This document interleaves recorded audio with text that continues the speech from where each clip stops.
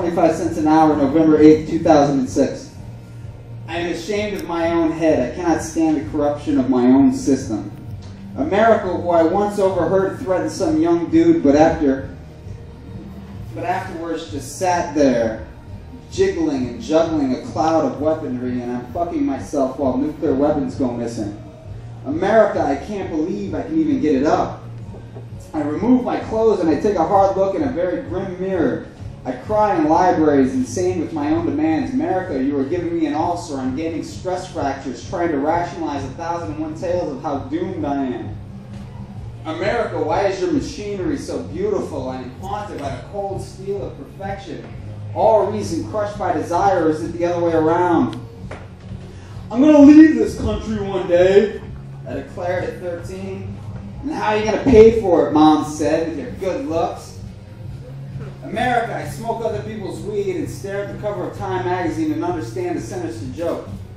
I'm talking to myself, but other people hear me. America, I know you got microphones. China, don't ever underestimate the other guy's greed. Mental wards in New York prisons, the Catholics are coming to get you. America, you are a game show chock full of contestants who are full of the answers ahead of time. And what's with all the panic in the park, the pigeons picking at the pecking order, the ever-whirling replacement of selves? America, when will we storm your sky, your sea, your big fat setup? Woo!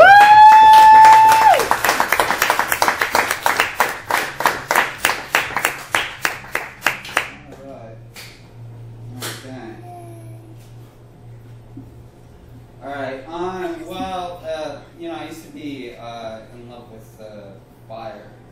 You know, when I was young, when I was a kid. And, well, I used to like how it crackled and how it whooshed up.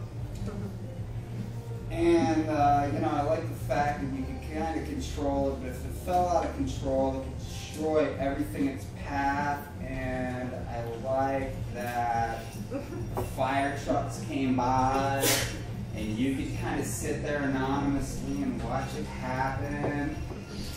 And I just kind of got into it for a while, but then I grew up and I went to this party and I met this girl.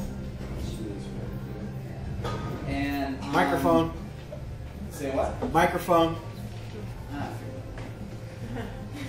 So I went to this party and there's this girl and it was just kind of like hippie party. It was like food flavored beer and shit. And there was like bar and all that stuff. And so like, and then like she started talking about her boyfriend, and her boyfriend had taken a shit in her car because they had gotten into a disagreement. She broke up with him. And she's like, oh, my keys. I don't know. That's not justice. And I explained this trick that I learned a long time ago using saltpeter and rope, where you can do a slow match burn, where you can like light the gas tank on fire and still get away. And she, like her light, her eyes lit up.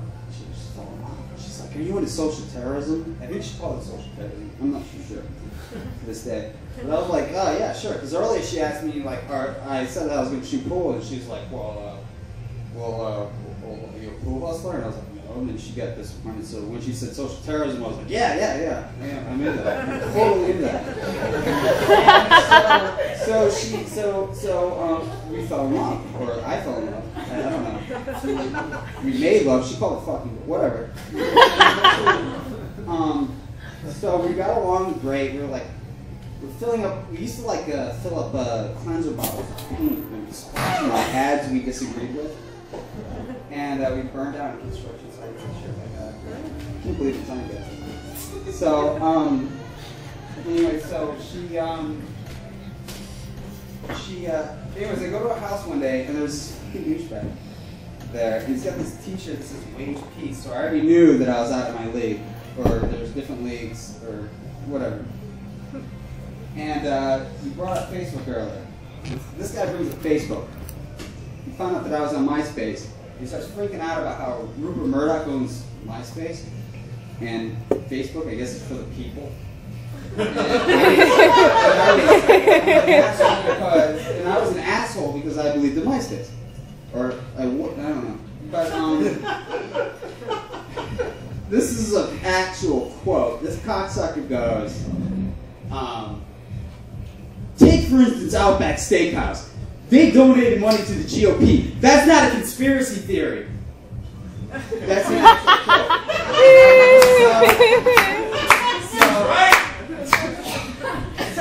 Why would it be a conspiracy? Anyways, point is, he was drinking out of my mug and he was sipping it really loudly and holding it with both his fucking hands, and I didn't know what to do. And so basically, she knocked me for him, and I wanted to take a shit in her car.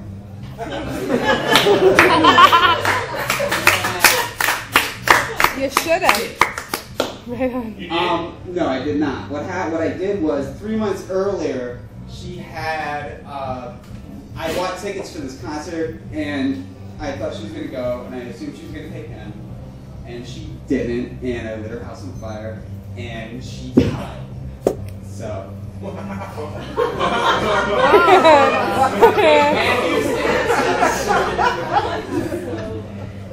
Point is, long story short, I got arrested in an Arby's.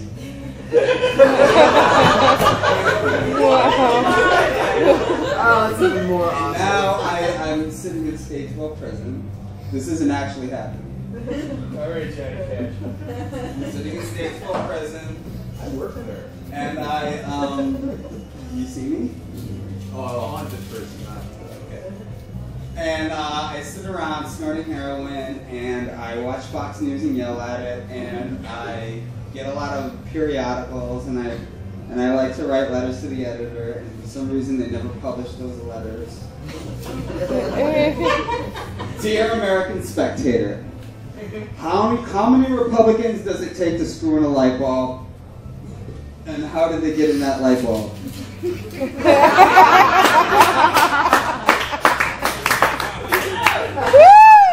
Dear Highlights Magazine, regarding your June 2009 installment of Goofus and Gallant, it's okay, we'll stay in the shallow end, says Goofus. Gallant only swims when the lifeguard is watching. You're making a judgment call here, and I think that's out of line. You seem to be asking kids either to defer to authority or to live life free of risk and gamble. Either way, you're creating a plague of dullards and homebodies that are going to bore me with their fucking conversation. In fact, I think your attitude toward Goofus just sucks in general. If I find myself cornered by some hairy motherfucker, is Gallant gonna crack that said motherfucker in the skull to get the job done? His very name implies an adherence to the Queensberry rules, and I don't need fair play in a dire situation. I want to see a sucker punch. I need someone to sneak up from behind and give a swift kick to the rear of the balls. Fairness, courtesy. Get with the program, lady.